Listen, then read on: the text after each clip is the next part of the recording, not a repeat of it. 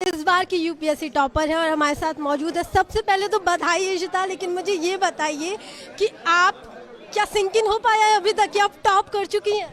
I think seeing all the media around and my entire family here is really sinking it in for me, and I'm very happy. मुझे ये बताइए कि मैं आपके बारे में पढ़ रही थी कि आपने 2 साल नौकरी की, फिर आपने डिसाइड किया कि आप यूपीएससी की तैयारी करना चाहती हैं। वो कौन सा लम्हा था जब आपको लगा कि अब मुझे नौकरी नहीं करनी, अब मुझे यूपीएससी की तैयारी करनी है? और कितना मुश्किल था एक जॉब छोड़ के एक स्टूडेंट की लाइफ शुरू करना? आई थिंक मुझे नौकरी करनी थी, कभी ऐसा नहीं था कि नौकरी नहीं करनी है, बट किस टाइप की नौकरी करनी है ये सोचना था। मेरे पास बहुत ऑप्शंस थे कि मैं एमए करूं या एमबीए करूं या सिविल सर्विसेज में जाऊं, तो मुझे लगा this is where my passion lies. Growing up in an air force family, the sense of duty, the sense of service has been imbibed deeply in me, and मुझे लगा कि सिविल सर्विसेज ही सही platform है। तब मैंने ये डिसाइड किया, और ऐसा कुछ अचानक नहीं सोचा, बहुत सोच समझ के ये डिसीजन लिया। एक बात ये बताइए कि आपका जो मेंस का सब्जेक्ट था वो पॉल साइंस है, पॉलिटिकल साइंस है, और आप एसआरसीसी से इकोनॉमिक्स की आपने पढ़ाई की है।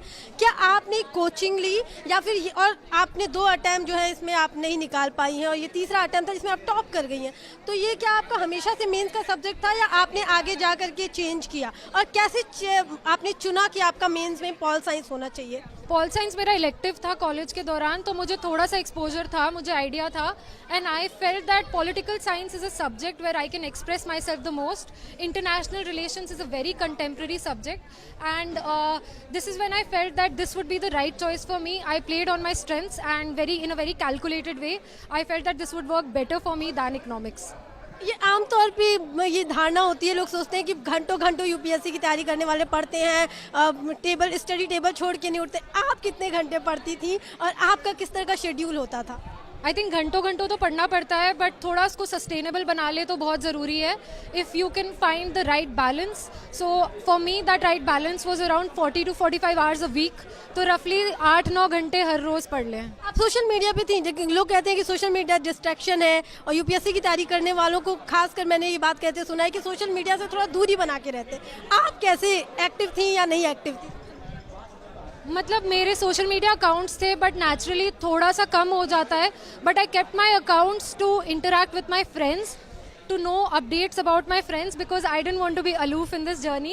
Today all my friends have been there and they're very happy, and I tried to keep that balance. बिल्कुल अपने आप को कट ऑफ मत करिए, अलूफ मत हो जाइए. एक लंबी जर्नी है. You need your friends and you need your family for emotional support. So yes, minimize the distractions, but please stay connected. लेकिन आप ये बताइए कि पढ़ाई के अलावा इशिता क्या क्या करती है, उनको क्या पसंद है?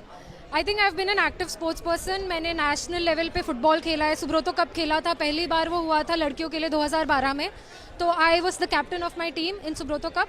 अपार्ट फ्रॉम दैट बहुत स्पोर्ट्स खेले हैं, अभी भी खेलती हूँ.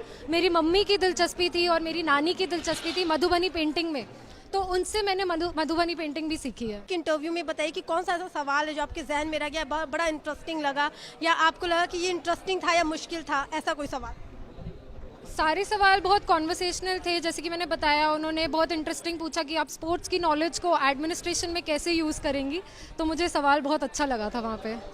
उनके लिए आप क्या कहना चाहेंगे जिनका यूपीएससी नहीं निकल पाया है और जो बच्चे तैयारी कर पा रहे हैं? मैं बस यही कहूँगी कि मैं आपकी जगह पे रह चुकी हूँ. 2 बार मेरा भी प्रीलिम्स नहीं निकला है, और बहुत निराशा होती है जब हम पूरे साल पढ़ते हैं और पहले स्टेज पे ही बाहर हो जाते हैं.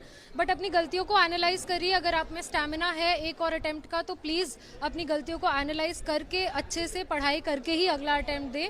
और अगर आपको लग रहा है कि आपको कुछ और ट्राई करना है, तो वो भी आप करिए. यूपीएससी की जो पढ़ाई होती है, जो तैयारी होती है, वो खुद एक स्टूडेंट का सफ़र होता है, लेकिन उसके साथ साथ माँ का भी एक सफ़र होता है. आप उस जर्नी के बारे में बताइए कि बतौर माँ आपने इशिता को जिस तरह की मेहनत करते देखी है, आपके लिए वो सफ़र कैसा था? ये सफ़र बहुत ही कठिन है, और सबसे पहले ये सफ़र स्टूडेंट को डिसाइड करना चाहिए कि whether the child is willing to do this और नॉट.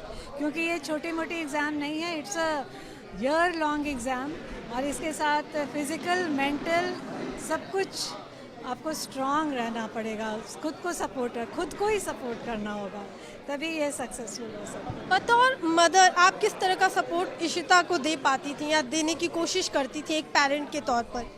एज अ पेरेंट मैं हमेशा उसके साथ रहती ही थी, एंड इनफैक्ट जब भी मैं देखती थी कि अगर वो कुछ डाउन मुझे लग रहा है, तो मैं उसकी बातें सुनती थी. I am a good listener.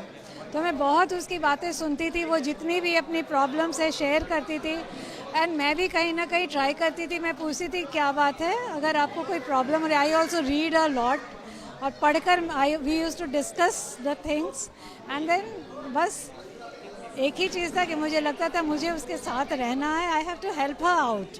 एक वजह है कि बदमाशी भी तो बच्चे करते हैं।